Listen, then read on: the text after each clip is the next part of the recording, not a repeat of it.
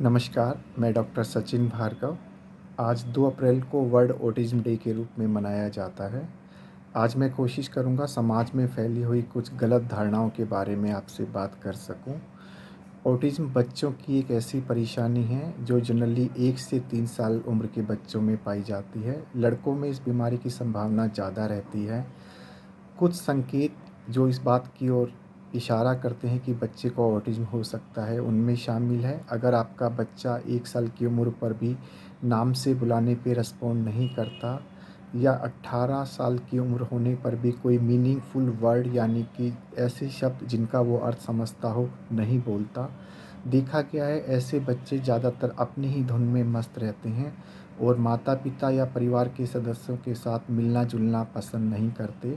उनकी अपनी एक दुनिया होती है, वो उसी में खुश रहते हैं। ज़्यादा तेज़ आवाज़ से कई बार वो घबरा जाते हैं।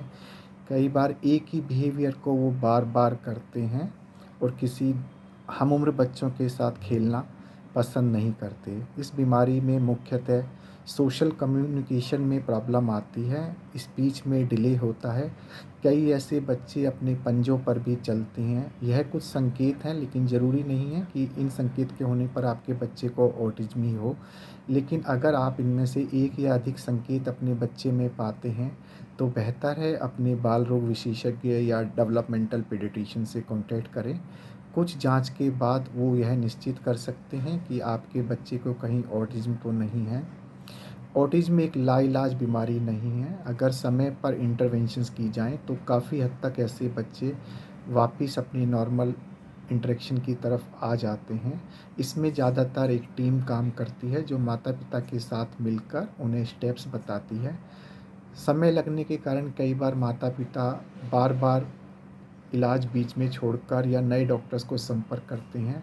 लेकिन मैं ऐसे में आपको सलाह देना चाहूँगा कि ऐसा ना करें, क्योंकि इससे सिर्फ़ बच्चे का इलाज डिले होगा। किसी भी क्वालिफ़ाइड डॉक्टर या टीम के साथ आप काम करें, लेकिन कुछ समय दें, तभी आपको रिज़ल्ट मिल पाएगा। एक और अवधारणा लोगों के बीच में कि कई बार कुछ टीके लगाने से ऑटिज़्म हो जाता है या कुछ पार्टिकुलर खाने से ऑटिज़्म हो जाता है या ठीक हो जाता है, तो यह बिल्कुल गलत है। अब तक की जाँच में ऐसा कोई भी टीका नहीं है जिसके लगाने से इसका खतरा बढ़ता हो, तो अपने बच्चों को समय से टीके लगवाएँ। खाने-पीने में किसी तरह की रेस्ट्रिक्शन से ना तो यह रोग होता है, ना ही कुछ खाने से या रोकने से यह रोग ठीक होता है, तो इस तरह की बातों की कोई आवश्यकता नहीं है।